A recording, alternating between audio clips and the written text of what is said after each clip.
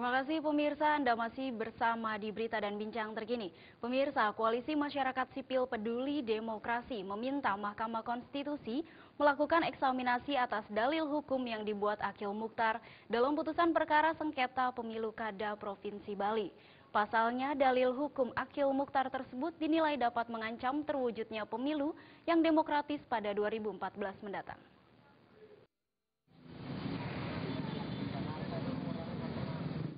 Terhadap dalil hukum yang dibuat oleh mantan Ketua Mahkamah Konstitusi MK Akil Mukhtar dalam putusan pemilu Kada Provinsi Bali yang mengizinkan pemilih untuk menggunakan hak pilihnya lebih dari satu kali atau diwakilkan, dipastikan akan menciptakan resiko politik yang dapat menciptakan kegagalan pelaksanaan pemilu 2014 serta dampak lebih lanjut berupa krisis konstitusi. Guna menyelamatkan demokrasi Indonesia dan menghindari resiko politik yang besar akibat diterapkannya dalil hukum yang pernah dibuat oleh Akil Mukhtar dalam putusan perkara pemilu Kada Provinsi Bali tersebut, Koalisi Masyarakat Sipil Peduli Demokrasi meminta agar MK melakukan eksaminasi atas dalil hukum itu yang dinilai bertentangan dengan prinsip satu orang satu suara. Selain itu diharapkan MK dapat menerapkan hukum progresif untuk mencabut dalil hukum yang membahayakan demokrasi Indonesia dan berpotensi menciptakan risiko politik yang sangat besar pada pemilu 2014. Kami Koalisi Masyarakat Sipil Peduli Demokrasi meminta kepada Mahkamah Konstitusi untuk pertama, melakukan eksaminasi atas dalil hukum Mahkamah Konstitusi yang dibuat oleh Saudara Akil Mukhtar yang nyata-nyata bertentangan dengan prinsip satu orang satu suara, menerapkan hukum progresif untuk mencabut dalil hukum yang membahayakan demokrasi Indonesia dan berpotensi menciptakan resiko politik yang sangat besar pada pemilu tahun 2014. Dalam pernyataan sikap di Gedung Mahkamah Konstitusi Jakarta Kamis sore, Koalisi Masyarakat Sipil Peduli Demokrasi ini juga didampingi oleh Wakil Sekretaris Jenderal PDI Perjuangan Hasto Kristianto. Sebelumnya dugaan adanya kecurangan dalam sengketa Pilkada Bali yang ditangani Akil Mukhtar sudah diadukan ke Bupas ke KPK beberapa waktu lalu dan KPK kini tengah mendalami aduan tersebut. Dari Jakarta, Linda Puspitasari dan Wayan Agus melaporkan. Terpilihnya Hamdan Zulfa sebagai Ketua MK dan Arief Hidayat menjadi Wakil Ketua MK yang baru mendapat tanggapan dari mantan Wakil Presiden Republik Indonesia. Yusuf Kala berpesan kepada Hamdan Zulfa dan segenap jajaran hukum konstitusi agar melaksanakan tugas dan dedikasi dengan baik, profesional, serta kejujuran yang tinggi. Hamdan Zulfa dan Arief Hidayat akhirnya secara resmi menjadi Ketua dan Wakil Ketua Mahkamah Konstitusi. Keduanya diambil sumpah jabatan pada Rabu 6 November 2013 setelah melalui proses voting dalam pemilihan pada rapat pleno.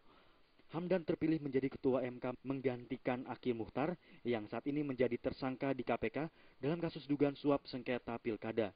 Mantan Wakil Presiden Republik Indonesia Yusuf Kala yang ditemui pada sebuah acara Rabu malam memberikan pendapatnya terkait Ketua MK baru tersebut. Menurut JK, dengan pengalaman Hamdan sebagai salah satu penyusun undang-undang di MPR, Hamdan adalah seorang yang memiliki pengetahuan dan dedikasi yang cukup baik. Mantan Menko Kesra pada era Presiden Megawati Soekarno Putri ini juga berpesan agar semua hakim melaksanakan tugas dan dedikasi dengan baik, profesional, dan menjalankan sikap kejujuran yang tinggi. MK pemerintah, mewakili DPR, dan MA. Kenapa ada DPR?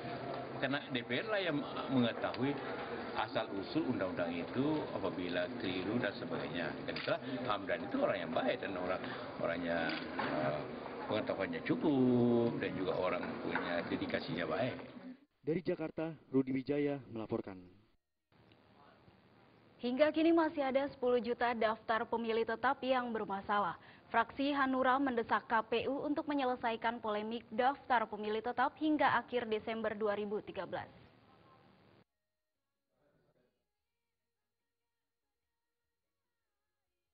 Sekretaris Fraksi Hanura Saleh Husin saat ditemui di gedung DPR RI mendesak Komisi Pemilihan Umum atau KPU, Bawaslu, dan Kementerian Dalam Negeri untuk segera menyelesaikan permasalahan daftar pemilih tetap atau DPT. Saleh Husin mengkhawatirkan molornya penerbitan DPT akan mengganggu tahapan pelaksanaan pemilu 2014 nantinya. Menurut Saleh, jumlah 10 juta daftar pemilih yang bermasalah merupakan jumlah yang besar. Jumlah tersebut bila dikonversi setara dengan 5,6%. Jumlah tersebut cukup untuk membuat sebuah partai menduduki peringkat menengah saat pemilu nanti. Saya kira masalah DPT ini yang ada 10,4 juta yang masih menjadi kekisruhan, saya kira ini harus diselesaikan. Karena bagaimanapun kan angka 10,4 juta ini kan cukup besar, kalau dikonversi itu kan menjadi 5,6%. Saya kira itu kan bisa menjadi satu partai menengah nanti. Saya kira itu kan cukup besar. Terkait peliknya permasalahan penetapan daftar pemilih tetap atau DPT oleh Komisi Pemilihan Umum yang terus mengalami pengunduran waktu, fraksi Hanura sendiri berharap permasalahan daftar pemilih tetap ini dapat terselesaikan pada akhir Desember 2013. Dari Jakarta, Agus Purwoko melaporkan. Jangan beranjak dulu pemirsa, di segmen terakhir kami masih memiliki sejumlah informasi. Tetaplah bersama kami.